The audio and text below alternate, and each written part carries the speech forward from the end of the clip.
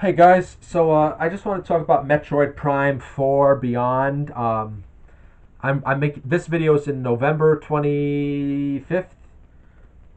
Yeah, November 24th. So I saw that Lord Frogmire video. He was criticizing the latest gameplay reveal of Metroid Prime 4. Sorry, I have to burp. But I have to say, Lord Fragmire, he was absolutely correct about what he saw in Metroid Prime 4 and what I saw. I mean, yeah, dude, he was absolutely correct that Metroid Prime is a game about like isolation, not horror, but kind of like that a little bit. Like you're this lone character walking these like alien planets and seeing all these different things and exploring the lore on your own a little bit. Um, I personally I haven't played Metroid Prime in years, okay? And I only played Metroid Prime 1 when I was a kid. A kid. I when I had my GameCube, Metroid Prime was like one of my maybe the fifth game I had on that system from Legend of Zelda Master Collection, um, uh, Star Fox Adventures, Mario Kart, Double Dash, SpongeBob Battle for Bikini Bottom, SpongeBob Revenge of the Flying Dutchman. I fucking loved that game as a kid. Oh, and Hey, and how come THQ hasn't remade that? But that's a story for another time. And okay, so Metroid Prime is probably like number six. Oh no, no, number six would be like Ultimate Spider-Man. Then that. Okay, all right, or maybe the other way. It doesn't matter. But yeah, like actually, when I was a kid, Metroid Prime scared the shit out of me. Like I played it. I don't have too many memories of most of the game, but I remember like the beginning parts of it, and I remember being kind of like afraid of it when I was a kid, and I had trouble with it. You know, I think my cousin would help me beat it sometimes. I might be wrong about that, but yeah, like the game used to scare me. Like Peter Jackson's King Kong, that used to scare the shit out of me as a kid. But as I got older, like you could play through that game like butter. Um, but Prime was kind like for a kid, I think Prime was pretty creepy because the music is very alien and kind of weird, and the world you walk around in has like this like death surrounded like these weird alien carcasses and like remember that one level where like you see these aliens in the tubes and a giant one in the tube. Oh man, the game scared me as a kid, you know. So I never played Prime 2 or 3 unfortunately, but just from my little memories of Prime 1, I could see where Lord Frogmire is coming from because Metroid Prime 4, they showed that it's open world, I was even like, oh wow, okay, but I'll be honest, I thought it was kind of cool. It looks cool, you know, but I'm not a Metroid Prime fan, so I don't want to be like imposing my casual view on it when there's Metroid fans who would clearly have an issue with this, you know. Um, but he was the one thing that I immediately saw too. Not being a Metroid Prime fan, but just being somebody who could agree with this. When they showed that when Samus comes into picture, she's greeted by this guy. He's like, Samus Aran, is that you or whatever? And he's like this geeky guy, and he's like supposed to be this like funny trope in the game. I immediately saw that as stupid as well because for my own reason here, when I used to be a huge fan of Halo, huge fan, loved every single Halo, even the shit ones, 4 and 5, story wise. I love the stories, even though Guardians is totally fucked up with the story.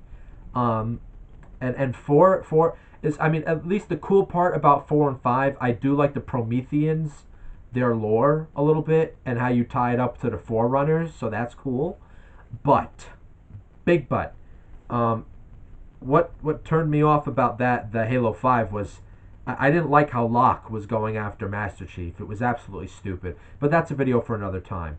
But why I'm bringing up Halo is when I saw Halo Infinite be advertised, and the first thing they showed was when Master Chief wakes up to this like Spanish guy, and he's like, "Oh, Master Chief, is that really you, man? Oh my God, it's Master Chief." I was like, and you lost me. I don't know why. Like that fucking lost me. And no, it's not because you're racist. You don't like he's Spanish. Fuck you. I'm half Spanish and I'm half Italian. It's got nothing to do with that. So shut the fuck up. No. And the Marines were Spanish throughout the Halo games. Come on, those guys were fucking awesome. I love those guys. So no, it's got nothing to do with that. it's got to do with the way he was acting so gay, man. I mean, not homosexual. I mean, that's fake and gay, like that kind of thing. Like, oh, Master Chief, oh, yeah, oh, he's here, he's acting like a gay little fanboy for Master Chief. Like, it's like, I never even played Halo Infinite just because of that. And I know that's a completely ignorant thing to base it off of. I'm sure the game is beautifully done. I I I have a digital version of it on the Xbox One. I got it on sale one time, right? And I'm like, maybe I'll play it one day. But I still have not had the interest to jump in and play Infinite. I don't know, like that soured my impression of it.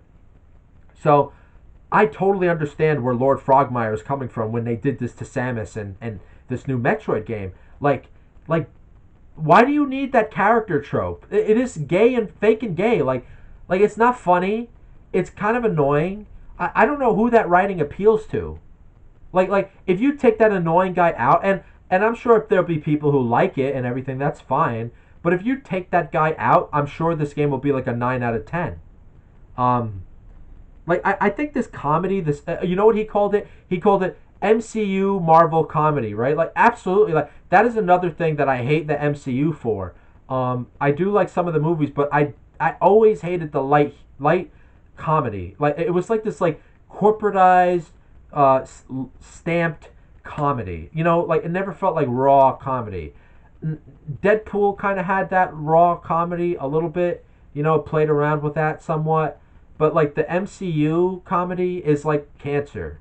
It's cancer. It's not funny at all. Like it's just funny to like your average like I don't know. I don't know who it's funny to, honestly. I mean, even my mom doesn't laugh at most of the jokes in the MCU movies. Like maybe just certain things we laugh at, but we don't laugh at like everything that they put out. It sucks. Um but this like MCU level writing, it is cancer. I agree with Lord Frogmire. Like it has infested like games. I'm sure it has infected comics. I stopped reading. Yeah, it has infected. I remember some comics I read on DC too, also, and Marvel. They always have some annoying character who acts like a little fan faggot. And I think it's a reflection of these people who they probably do this stuff on the internet, like Twitter and shipping and all this fan bullshit, and then they reflect it on the writing and the story. Like you don't need that. You don't need that. But here's my opinion of what I think of Metroid Prime 4, Prime, Beyond. Taking away the annoying guy, the annoying Marvel character that they put in there, I think Prime still looks pretty fucking cool. I'd be lying if I said it doesn't. Like, dude, you know what I thought looked pretty sick? When they showed Samus riding on the motorcycle in the open world. And it's not the open world part that I like. Like, I mean, just the design. Like, dude, Samus looked fucking slick. Like, she looked fucking sexy. I mean, like the armor and the motorcycle, those look fucking cool. And some of the world design looked fine, and the gunplay looks pretty cool, and the aliens look sick, and the villain look well. Okay. This goes back to the Marvel thing. The villain does look kind of like a Marvel thing. Now, for any of you who played Prime 2 and 3, do they have that kind of stuff like where there's a main villain like that? Like when they showed the villain come in on the Prime 4 trailer, and he comes walking in, it does look like it's a Marvel comic thing. Um, but I won't lie. Like I do want to play Metroid Prime 4 eventually. I do. But before I play Metroid Prime 4, I am going to replay Prime, and I'm going to play Prime 2 and Prime 3 because I have Prime 1 on the Switch, so I'll play the Switch version, and I have Prime 2 and 3 on my Wii. I have them emulated, of course. I have them on my hard drive.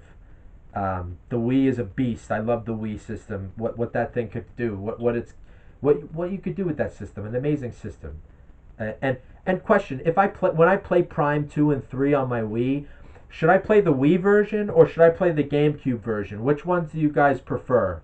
By the time you see this video, I probably will be on Prime 2. Um, and also, of course, I'm gonna play Dread. Dread looks good. I played the NES Metroid a long time ago. Like I played through the NES Metroid. Like that is a good game. It's challenging. I never played Metroid 2. I know you guys are gonna get angry at me about that. I never played Metroid 2. I know it's supposed to be a really good Metroid game. I never fucking played it, and I never played the Game Boy games like Fusion. I want to, I will, but I'm really more of a 3D guy. Unfortunately, I'm really more of a 3D guy. So at least with Dread, even though that's like a 2D platformer, at least it's got like some 3D elements in it, and it looks kind of fun. I think it looks fun. I did see some complaints about Dread, that it's the level design compared to Metroid, the first game, it's not as clever. Like the first game, it was like a vertical map that like scrolls, and it's like if you look at the overall thing, it's like this one big thing that you go up and down in, and if you compare it to Dread, Dread just looks like this like complicated mess of intestines, and there's not as much like in Dread. I don't know if this is true yet. I didn't play it yet, but apparently in Dread, there's not a lot of back walking, and like you would fall down one way and you'd be stuck going forward and progressing that way. I remember in Metroid One, like I would be in Metroid One. I suck at most games, so I'm never gonna claim that I'm like the best video gamer guy. So don't worry. So like I remember when I played Metroid One, I was like going back and forth like a lot. Like I would be going here again, going there again, doing this over and over again a few times until like I remember a lot of backtracking, and I don't mind that. I'm not saying that I get way too into the backtracking stuff because I'm like I gotta be a perfectionist. I'm not so much a speedrunner guy. I'm more like a I gotta do everything kind of guy, which is a pain in the ass because I feel like if I was more of a speedrunner type, I feel like I would play way more games in way more time. Like I take way too long to play games. That's why it takes me too long. So I wish I was more of a speedrunner type because I'd see more games. But at the same time though, I do like to spend a lot of time on games because I get more invested in it, and I feel like I could say more about it because I get to like feel every mechanic. I get to look at every aspect of the game and really let it absorb in my body like a sponge. But yeah, like man, that's my plan for the Metroid lineup. I am gonna play all of them eventually, and hell, this might not happen. I might fucking waste too much time on Pokemon ZA, and it'll take me like 80 years to get up to Metroid Prime 3 with the way I am. So don't get too excited for that if you even care. But yeah, like, what do you guys think? Like, I think Metroid Prime 4 still looks good. The Marvel guy is fucking faking gay. I think they should get rid of that, which they won't. It's already in the game. But overall, like, I think Samus looks sexy as fuck. I think the gameplay looks cool. I think the graphics look very nice. I'll be playing it on the Switch 1. I'm sure the graphics will be just as good. I mean, not as good as 2, Switch 2, but they'll be good enough. And does the open world bother you about Metroid Prime 4? And I honestly don't think the open world is going to be that big. You know what I think it's going to end up like, the open world? I think it's going to end up like Last of Us 2. Like Last of Us 2, when you play it, when I first played Last of Us 2, I was like, oh shit, is this an open world game? Like, you remember the part where you're with Ellie and her girlfriend, what's her goddamn name? Oh my, I forgot her name, I'm sorry. Well, anyway, when you're first riding on the horse with her, and you guys enter the city, and you get to, like, there's this big map city that you get to explore all the little buildings, go inside, you find like a bank hidden underneath the city, and then you get out of that and you could explore this whole map. I'm like, oh shit, is this going to be the layout of The Last of Us 2? Like, this is sick. So like after I finish this one big map, then there'll be like another map like that, like where it'll be a nice open world to explore. No, it wasn't. Like, it was like that one big world at first, but then the game as you go gets a little more linear and linear as you go, in my opinion. So yeah, so it started off big, and then it slowly gets narrower and narrower and narrower. So I didn't really like the level design aspect of Last of Us 2 for that reason. I do love the game, but I did have a pet peeve about that specifically. It should have been opposite. How cool would it be if it started off narrow, little bigger, and then a big open world at the end of the game? Would have been way cooler. But I think Metroid Prime 4 is going to end up like that with the level design. Either like you're going to have like some maps with big open worlds and different areas of the game world, and they're not going to be too big, with like a good mix of like a interior levels and level designs, puzzles and stuff. So like you'll have like the interior aspects of it, and then you'll have like maybe an open world where you could travel to each interior different world.